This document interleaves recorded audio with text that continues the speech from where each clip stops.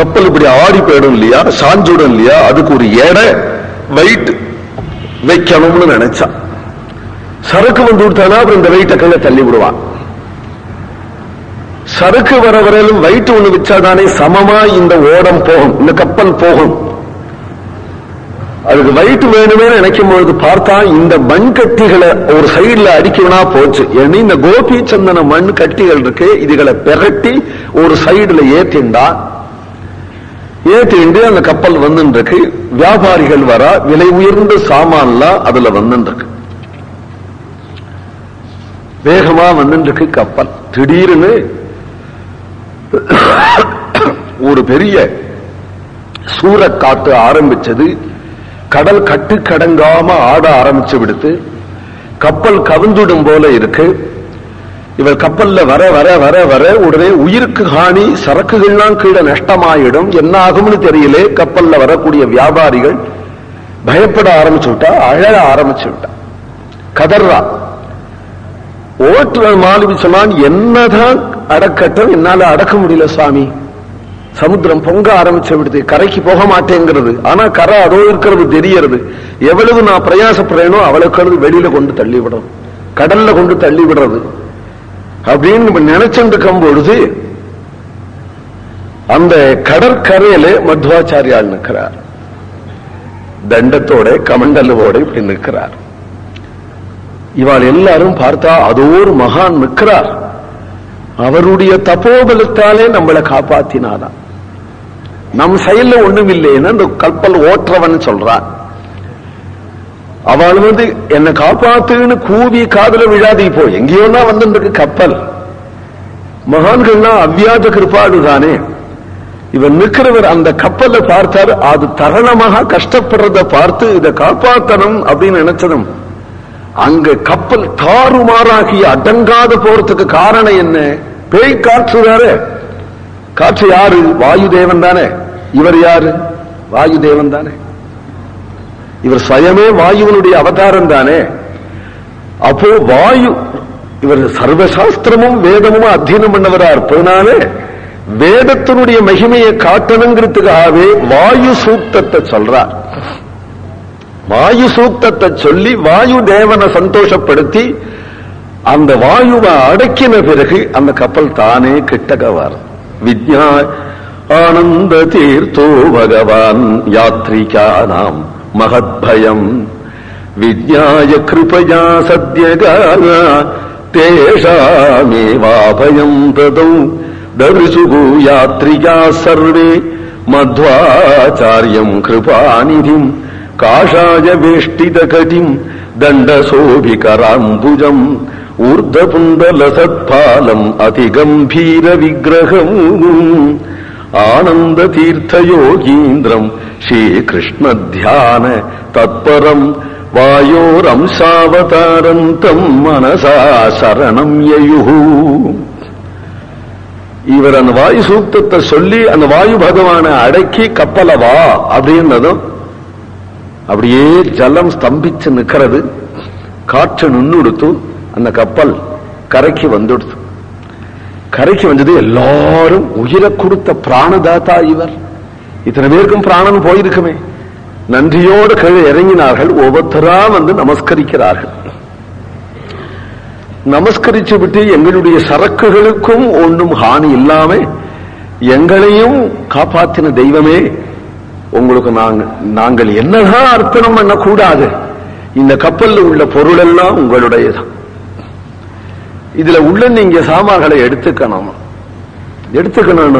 அதுல என்ன இருக்கிற அனர்க்கியமான ரத்தனங்கள் இருக்கு, முத்துக்கள் இருக்கு, பவழங்கள் இருக்கு.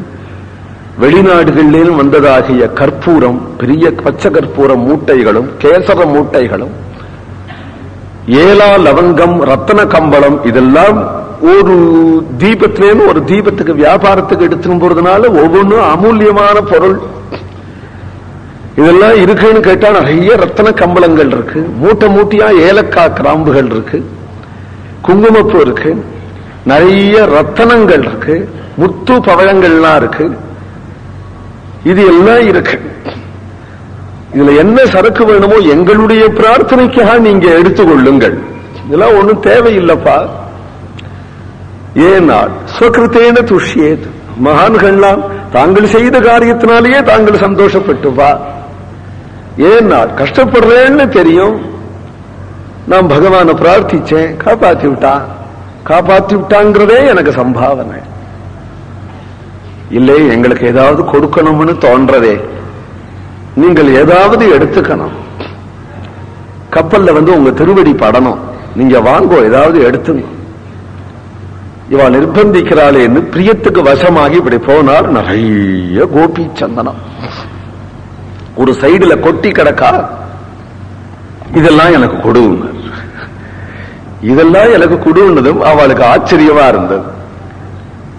இந்த மூட்டையில ஏலக்காய் இருக்கு, இதோ கிராம்பு இருக்கு, அதோ ரத்தன கம்பளம் குளிருக்கு உபயோகப்படலாம், முத்தும் பவனமும் உங்க சிஷ்யாளுக்காவது கொடுக்கலாம், இதோ ரத்தனம் இருக்கு, எத்தனை பேர் கல்யாணம் கார்த்தின்னு உங்களை பார்க்க வருவா, அவளுக்கு திருமங்கல்யம் கொடுக்கலாம், இந்த ரத்தனங்கள்லாம் கொடுக்கலாம், நகை பண்ணி போடலாம், இவ்வளவு சாமான் இங்க இருக்கு, நீங்க எடுத்துக்கலாமே.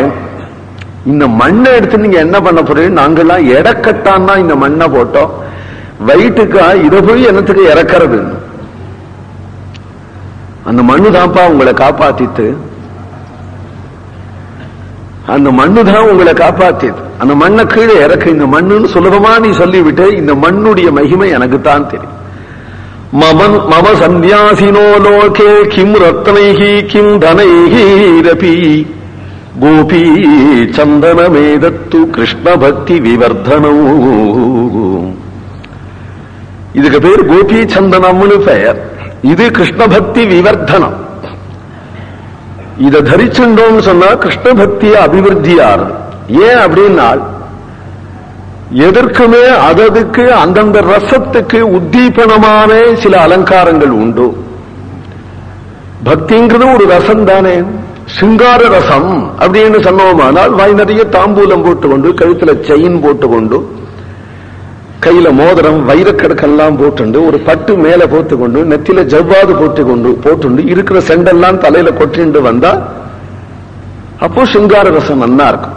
அப்படி இல்லாம ஒரே பரட்டையா கண்ணுல பீழையோட மூக்கையும் சிந்திண்டு ஒரே அழுக்கு துணியா வந்தாக்க சிங்கார ரசம் பிடிக்குமோ? எப்பேற்பட்டவாளா இருந்தாலும் பார்க்க பிடிக்கல அப்படிங்க.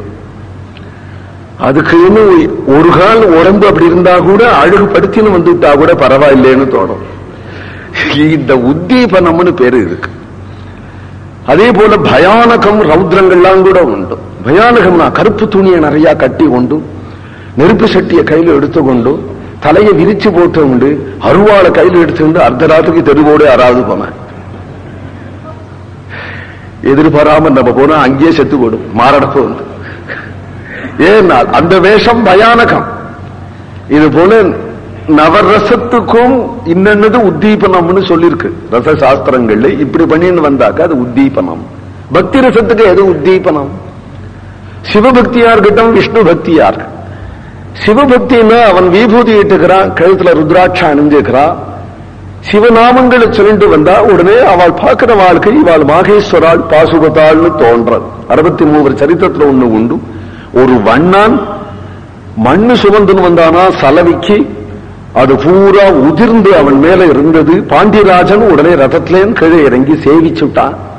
அந்த வண்ணா அழகா என்ன போய் சேவிச்சேலேன்னு, சிவவேஷம் பூண்டீர் அதனால உன்னை சேவிச்சேன் அப்படின்னு சொல்ற. பக்தி ரசத்துக்கு உத்தீபனம். சிவபக்தியினால் இப்படி இன்ன அலங்காரம் பண்ணிக்கிறோம், விஷ்ணு பக்தினா இன்ன அலங்காரம் பண்ணிக்கிறோம். விஷ்ணு பக்தியினால் திருமண்ணால ஊர்த பண்றமோ, கோபிச்சந்திரத்தால ஊர்த பண்றமோ, துளசி மணிமாலையோ தாமிர மணிமாலையோ தரிச்சு. அதுபோல அம்பாளிடத்துல பக்தி பண்ணினாலும் குங்கும போட்டு இட்டுக்கிறா, நவரத்ன மாலை தரிச்சுக்கிறா, அவெல்லாம் சாக்தர்கள். அதுபோல ஐயப்பங்கிட்ட பக்தி பண்ணாலும் கருப்பு துணி கட்டிக்கிறா.